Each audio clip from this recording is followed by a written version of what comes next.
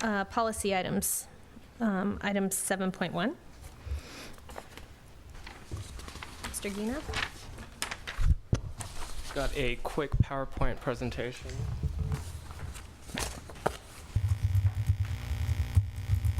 That's a different one.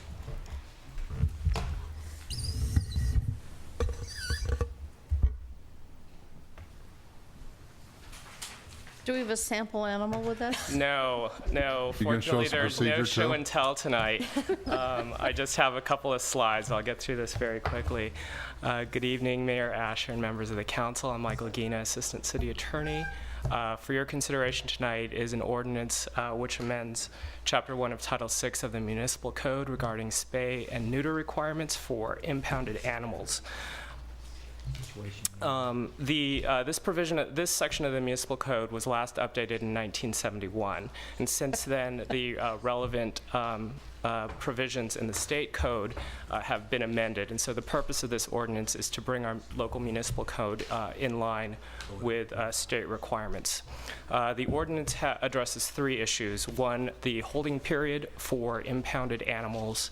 The second, the spay and neuter requirements prior to the return of the animal to its owner. And thirdly, the spay and neuter requirements prior to the adoption of the animal. Regarding the holding period, our municipal code currently provides that an animal would be held for 5 days for licensed animals and 7 days for unlicensed animals. This is inconsistent with the provisions of state code, and so the ordinance would amend the provisions of the municipal code to provide for a holding period of 6 business days, which does not include the day of impoundment. The state law provides that the holding period may be shorter based on the operating hours of the shelter, as short as 4 business days. Secondly, regarding spay and neuter requirements prior to the return of the owner, currently our municipal code does not require that an owner spay or neuter the animal prior to its return. The ordinance would amend the municipal code to require that an owner have the animal spayed or neutered prior to its return. The city may also order that the animal be spayed or neutered without the owner's consent, although that could not happen until after the holding period has run. The owner also has the opportunity to object to the spay and neuter requirements and can request an administrative hearing. The decision of the hearing officer would be final and there's no further administrative review. Note that the spay and neuter requirements would not apply if a vet certifies that the animal should not be spayed or neutered for health reasons or if the animal is permanently infertile. Lastly, regarding spay and neuter requirements for animals prior to adoption, our Muni Code does require that an animal be spayed or neutered prior to adoption. However, there are other food and ag code requirements regarding the imposition of a spay or neuter deposit. Specifically, the ordinance would provide that if a vet certifies that the animal should not be immediately spayed or neutered because of health reasons, then the owner would be required to submit a temporary spay or neuter deposit. The owner would then have up to 14 business days to have the spay or neuter procedure performed, and afterward the deposit would be returned to the owner if they submit proof that the procedure had happened within 30 days. Note that deposit requirement would be waived for animals that are transferred to shelters or humane societies. And that's the conclusion of my report. I'm available to answer any questions you may have. Thank you. I did as well. My question is just about the timing, because there's the holding period, and then after the holding period, can you just, besides the spay and neutering, what else happens? Like what? It seemed a little contradictory in terms of the timing. In terms of, so the animal must be held for the holding period of 6 business days. After the 6 business days has expired, the animal is then available for adoption. Or maybe returned to the owner. Basically, the purpose of the holding period is to give the owner, if there is an owner, up to that time period to claim the animal.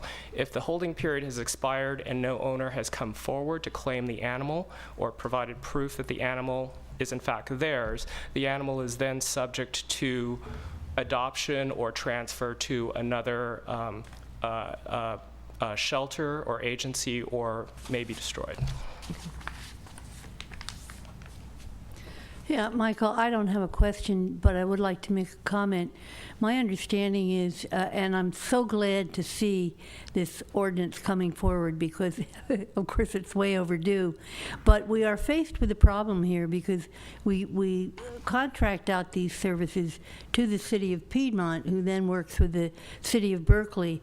And our ordinance didn't jibe with either Piedmont or Berkeley. So this is an effort for us to get in the game here and make this whole process run more smoothly. We do have difficulties with dogs running loose, specifically on the east side. You know, there's a number of times that things happen. Piedmont services seem to do a good job, so I'm very glad this has come forward, and I'd move it to read by title only. So I have a question. Why does this only deal with cats and dogs? Because the Food and Agriculture Code, which is the state code that deals with spay and neuter requirements, only speaks to cats and dogs.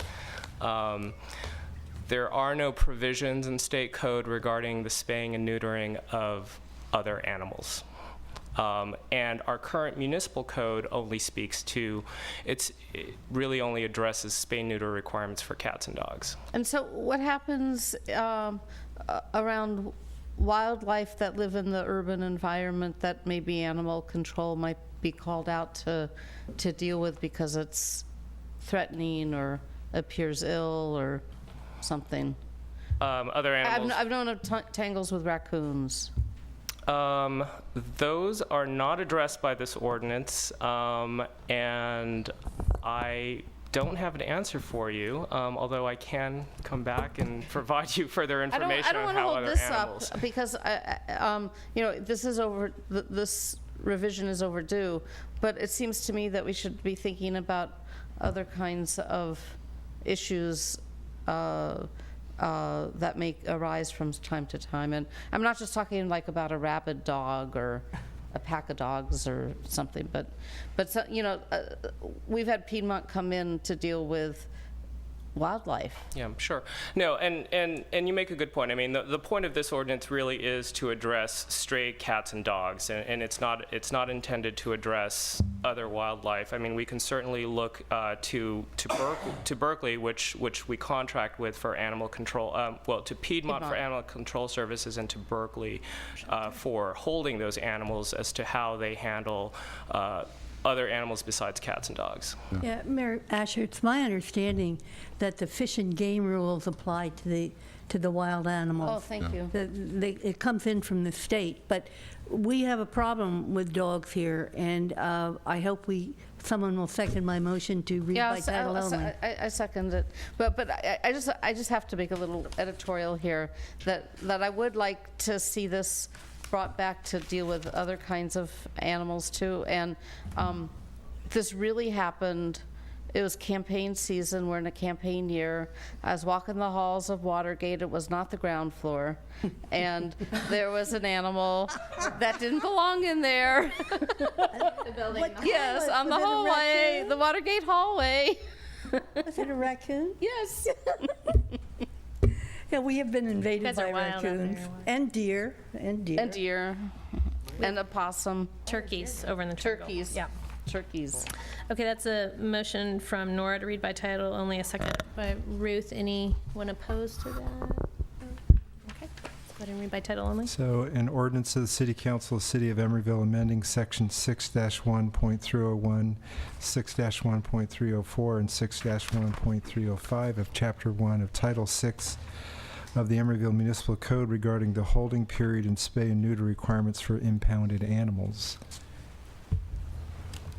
And any public comment?